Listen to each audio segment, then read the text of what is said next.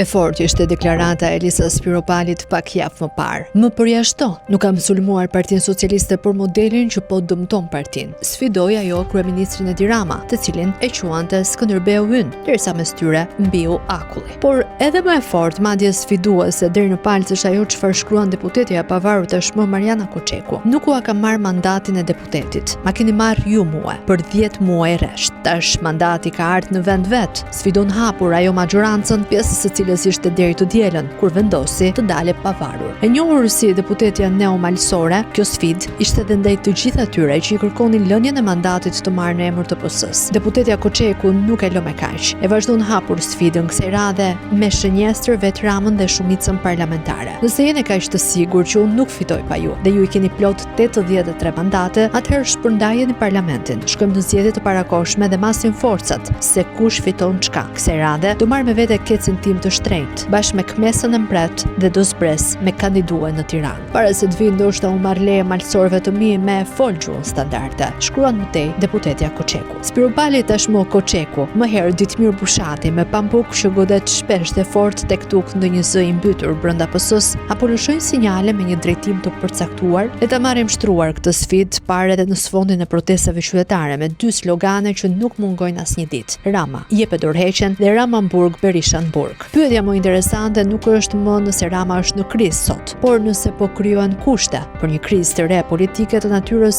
brenda PS-s. Nëse situatën do ta analizojmë ftohtë, as Bushati, as Spiropali, as neomalsoria, as të tre bashk apo të tjerë nuk mjaftojnë për ta trënditur pushtetin. Partinë Socialiste po, pas kësaj mund të rrshqasin këmbët pushtetit. Një protestë vështirë se mjafton. Një deputete që largohet sërish nuk mjafton. Po ashtu, edhe një deklaratë Ditmir Bushatit apo një qëndrim i Elisës Spiropalit nuk mjafton. Siç nuk mjafton edhe një Ram i nervozuar. Pushteti mund të ndryshojë nga një ngjarje vetme. Megjithatë, kjo nuk ndodh shpesh. Ndryshon kur shumë zhvillime të vogla fillojnë të lidhen mes tyre dhe krijojnë një atmosferë të re. Kryesisht, kjo është ajo që po ndodh sot. Pavarësisht të gjithë këtyre zhvillimeve, do ishte gabim i madh politik nëse nuk vlerësohet kundërshtari në anën tjetër. Prej vitit 2013, forca më e madhe e Edi Ramës nuk ka qenë vetëm pushteti partijak dhe institucional, ka qenë perceptimi i forcës. Për më shumë se një dekadë, Rama ka arritur të krijojë figurën e një lideri që kontrollon partinë, qeverinë, agjendën publike dhe ritmin e debatit politik. Shumë kundërshtar të tij nuk janë mundur vetëm nga vota, janë mundur nga bindja se Rama nuk e mund kush. Në politikë ky konsiderohet kapitali i jashtëzakonshëm. Ama si gjithnjë ka një problem.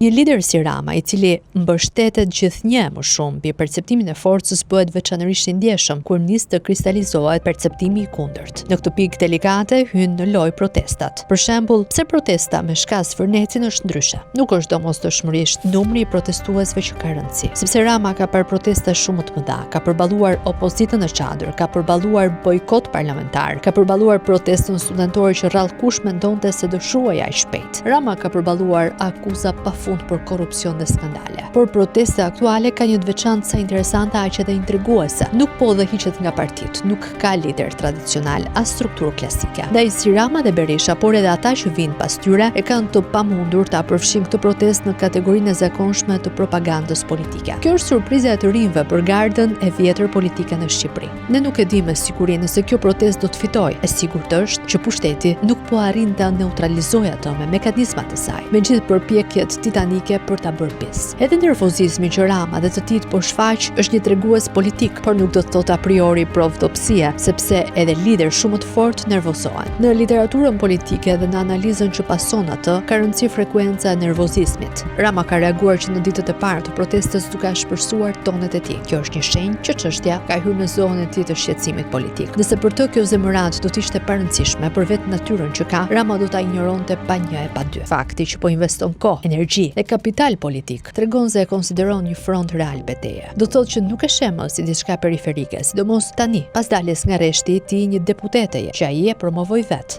Jo sepse Mariana Koçeku është një figurë qendrore e PS-s. Ajo nuk është, por sepse ajo ka bërë atë që pothuajse askush nuk ka bërë gjithë këto vite. Ka dalë nga gardhi i partisë. Nuk ka diskutim se në çdo parti apo organizatë politike, akti i parë i largimit ka rëndësi simbolike shumë më të madhe se sa pesha reale e personit që largohet. Akti nuk i ndryshon balancet me patjetër, ndryshon imagjinatën politik të tjerëve. Deri dje pyetja ishte çfarë ndodh nëse largohen. Sot pyetja ka ndryshuar. Një deputete iku, u largua, doli e pavarur. Çfarë Çfarë ndodhi? Nëse përgjigjja është asgjë katastrofike, atëherë kostja psikologjike e largimit bie për të gjithë. Në fakt, ky është mekanizmi klasik i efektit domino, që do të thotë prit se ka diçka. Pra po shfaqet një diskutim i brendshëm që për shumë vite nuk ishte i dukshëm. Pas 3 mandateve të gjata në pushtet dhe 1/4 në rrugë sipër, lind natyrshëm pyetja: çfarë ndodh pas Ramës? Është pyetje që përballë çdo parti që qëndron gjatë në pushtet. Sa herë që pushteti ndodhet në vështirësi, kjo pyetje bëhet edhe më e fortë. Megjithatë, a është ky fillimi i një problemi serioz për Ramën? Në dukje jo. Ai vazhdon ta kontrollojë qeverinë, partinë, vazhdon të ketë shumicë parlamentare, të dominojë hapësirën politike. Këto janë fakte, por po aq fakt është edhe se klima politike duket krejt ndryshe nga disa javë më parë. Sot nuk po diskutohet vetëm për protestën, po diskutohet për reagimin e qeverisë ndaj saj, po diskutohet për vendimet e qeverisë, po diskutohet për mënyrën si Rama po e menaxhon konfliktin, po diskutohet gjithashtu për zëra të ndryshëm brenda shumicës parlamentare të qeverisëse. Pushteti ka kaluar nga pozicioni ku vendos ose dikton vet agjendën në atë ku detyrohet të përgjigjet agjendës së të tjerëve. Kjo është një shenjë që diçka ka ndryshuar. Bushati më herët, Spiropali më pas, neomalsoria këto ditë. Protesta e të rinjve dhe semërata në rritje janë sinjale që të marra së bashku krijojnë për herë të parë pas shumë vitesh ndjesinë se monopoli i plot politik i Ramës, por edhe i Berishës nuk duken më të pakontestueshëm. Në politikë shpesh përmbysjet e mëdha fillojnë pikërisht nga ndryshimi i një perceptimi sado të vogël. Numrat në një skenar të tillë pak rëndësi kanë. Ato krijohen në momente që u ngjajnë kurve kilometrik, njëjtë si sinjalet e neomalsores dhe të tjerëve, që me sa duket e kanë përcaktuar tani më tabelën e qitjes.